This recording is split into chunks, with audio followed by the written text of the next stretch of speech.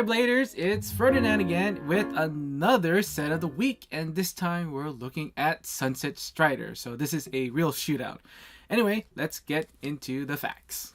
For all the singles in this set, there is a common mechanical theme around it, so it's just using them as an action will flip one of your opponent's cards as long as it matches one of the attributes it's asking for. So if it's going to be stars, it will anything that matches will flip it, or elements, or even type. So let's go ahead and look at the first card.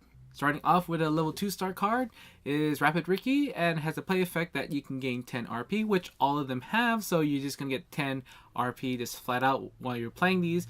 And it has an action that a player must flip a card from their tableau if they have a star ranking that's matching your top card, and then you gain 6.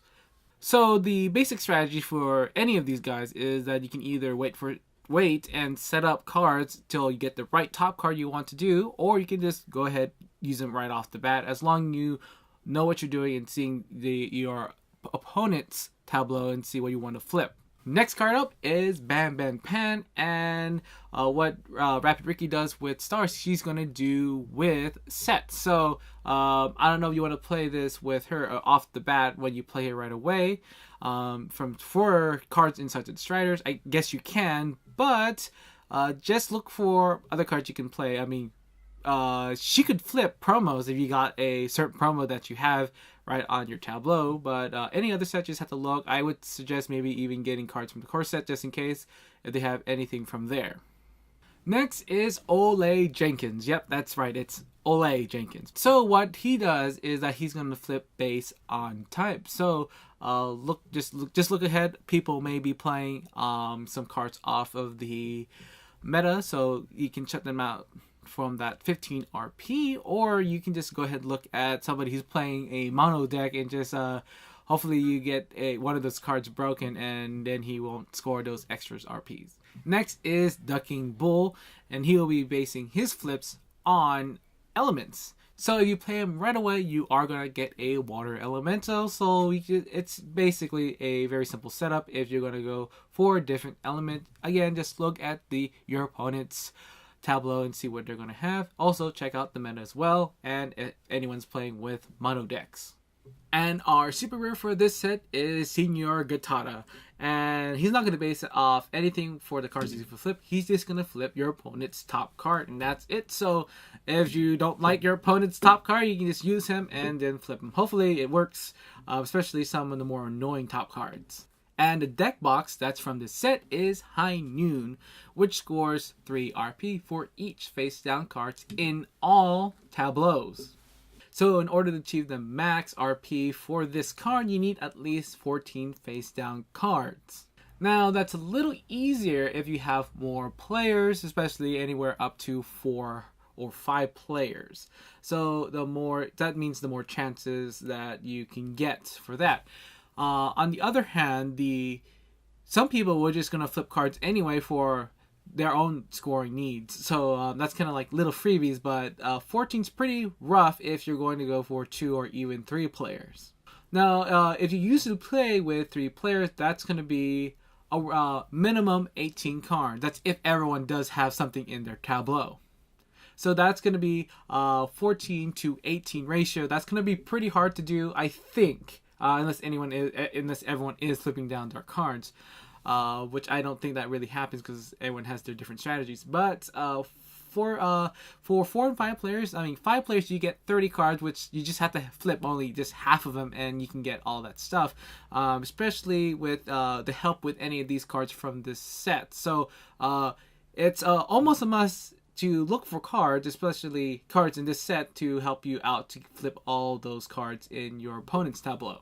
Now, talking about synergy, I think it's not so great unless you're just going to use the cards just to set up for that next card for their action, just using one of their attributes. Perhaps the weakest one of the bunch is Bam Bam Pan. It's an okay card, but you're just going to use it for Sunset Striders. It's not. There's really no point since she's already that, unless you need it for a top card anyway. But for the others, I think you can use these cards just for the top cards. But if you can just find any of the the attributes you need from other cards, from other sets anyway. As for versatility, I think it's going to be fine. You're going to use most of the cards in the core set just to help set up for any of the cards that needs these attributes anyway. Now, I guess if you're going to use the core set anyway, most of the cards, they don't really feed off of flipping opponent's tableau card. They just basically flip them, and then you can just like negate some scoring for that. So that's what basically what you're looking for. Or you're just going to just look for using attributes for those cards to set up these cards. And for compatibility, I'm going to recommend 3 sets. So the first one is going to be Lightning Bug, and they basically feed off of actions anyway. So Walsh can just give you another action for these guys. K-Winnet, we're just going to give you some extra points for using actions, and then you probably could set up something with Captain Tight Pants. The second one is AD 2400, and I'm just basically putting it there because it's just a set that also knocks off and negates your opponent's gating of RP or scoring. And the third and final one is going to be Clockwork Empire. Now, I'm not completely basing it on their effects exactly, but it's just for when you're going to build up your deck for the tournament. So in Clockwork Empire, you are trying to get as many different kind of cards and trying to diverse either your stars, your types, or your elements. Those in your hand will actually give you enough things to work with and score a lot more RP. So it's just basically going to give you more flexibility on what you can do in the tournament, and hopefully the right card you need for setup, and then using those actions from Sunset Striders could really knock off your opponents.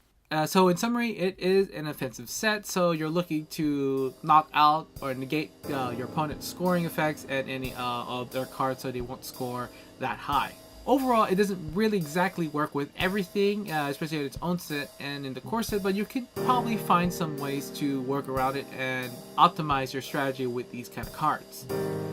And that's all I have, and that's all the time I have to talk about this set. So just a reminder that to give me a thumbs up if you found this video helpful, and then stay tuned for more by subscribing, and so you can get the latest Millennium Blade videos. Anyway, see you later, Bladers.